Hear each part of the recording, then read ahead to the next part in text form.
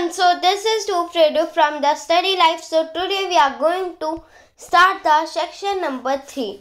In the previous video we have started from the section number 1 till section number 2 we have read it, and means in the previous video of section number 3 we have started from section number 2 and we have read it till section number 3.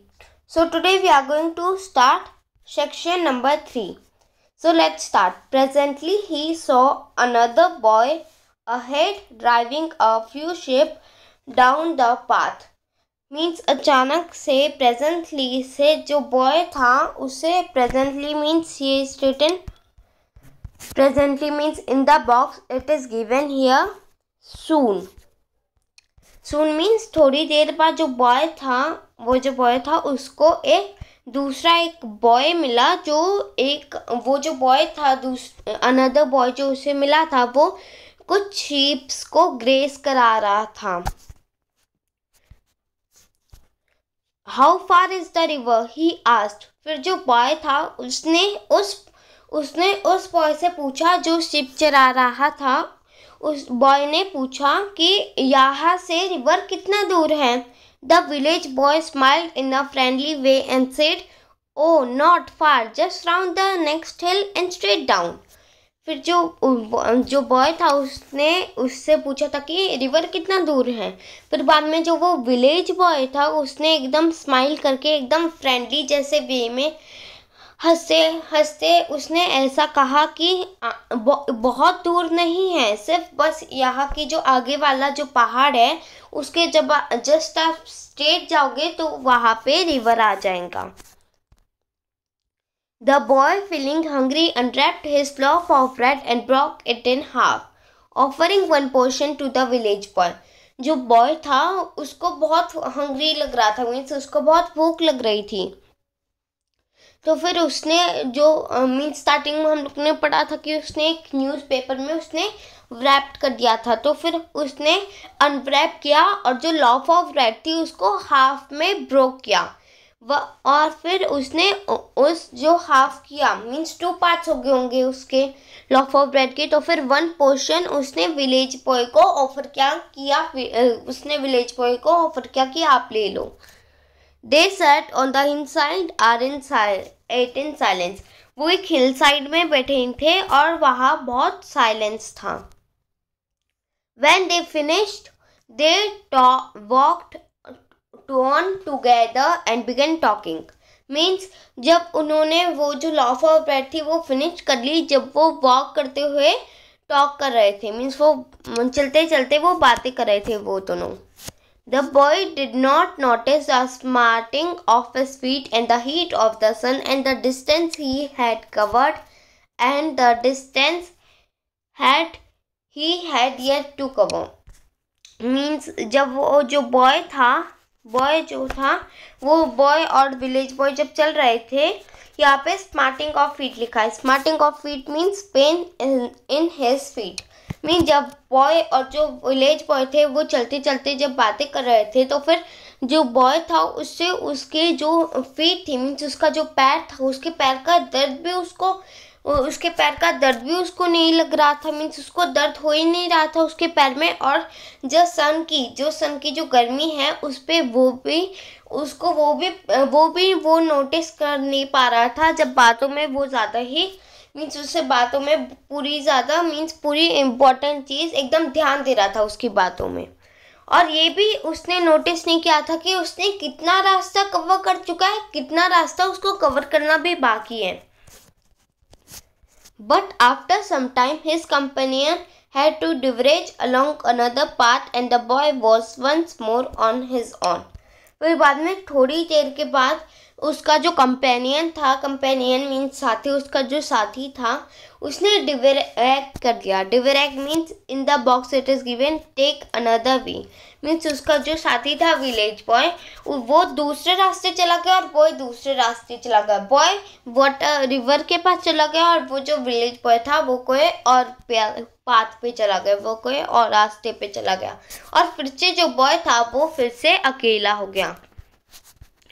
He missed the village boy. He looked up and down the mountain path but couldn't see no more. वो village boy को बहुत miss कर रहा था, तो फिर वो अभी माउंटेन को ही चढ़ रहा था। तो फिर वो माउंटेन पे था और वो माउंटेन से पीछे देख रहा था कि कोई है क्या, लेकिन कोई उधर था ही नहीं, कोई भी नहीं था। Home was hidden from the view of the side mountain and the river was not in sight either. Means उसने माउंटेन की तरफ से अपना होम देखने की कोशिश की, लेकिन जो माउंटेन है वो उसके होम को हिड कर रहे थे। मीन्स उसका जो होम था वो माउंटेन से हिडन था, तो फिर उसको अपना होम भी दिख नहीं रहा था और वो रिवर की तरफ देख रहा था, तो फिर उसकी नज़र में रिवर भी नहीं दिख रहा था, रिवर बहुत दूर था। He began to feel discouraged. वो एकदम डिस्करेज फील करने लगा। मीन जैसे उसके अंदर हिम्मत नहीं थी आगे बढ़ने की। If someone had been with him, he would not have felt odd. But alone, he was tired and lonely. Means here is written.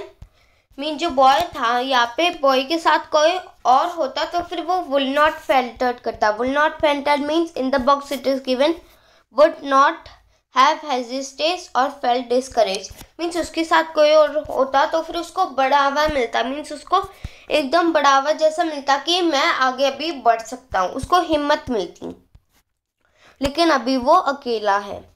He was tired and lonely. वो बहुत थक भी गया और वो बहुत अकेला भी है। He was sorry he had finished the bread. He might want it later. वो अपने आप में एकदम सॉरी फील कर रहा था कि उसने जो ब्रेड था वो पहले ही फिनिश कर लिया था। वो ये सोच रहा था वो जो ब्रेड था वो उसको उस टाइम पे फिनिश करना चाहिए था। Yet he had come more than the halfway and he couldn't turn back. जो बॉय था उसने हाफ से भी ज़्यादा वे उसने कवर कर लिया था। आधे से भी ज़्यादा रास्ता उसने रिवर के पास पहुंचने तक का कवर कर लिया था और वो वापस पीछे नहीं जा सकता। He had to see the river. उस बॉय को रिवर देखना ही है। If he failed, he would always be ashamed of the experience. वो इस रिवर तक पहुंचने में वो फेल हो जाता है, अपनी मंजिल में वो फेल हो जाता है, तो वो हमेशा एकदम अशेम करेगा। मीन्स वो हमेशा ये बार बार सोचता रहेगा कि मैं रिवर तक कभी नहीं पहुंच पाया।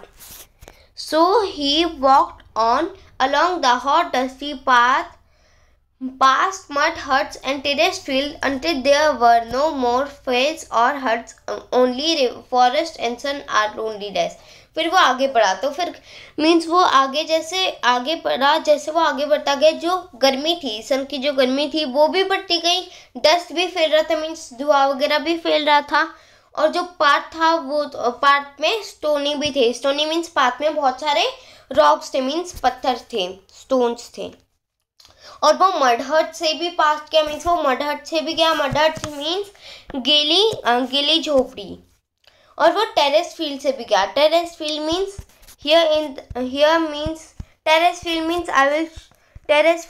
That means stairs like there fields. Means एकदम ऐसी, मीन्स जैसे हमारी स्टेयर्स होती है ना, जैसे हमारे स्टेयर्स होती है वैसे ही उधर एकदम फार्मिंग की जाती है, सीढ़ियों जैसा हम लोग कह सकते हैं। Now next one is until there were no fields or huts.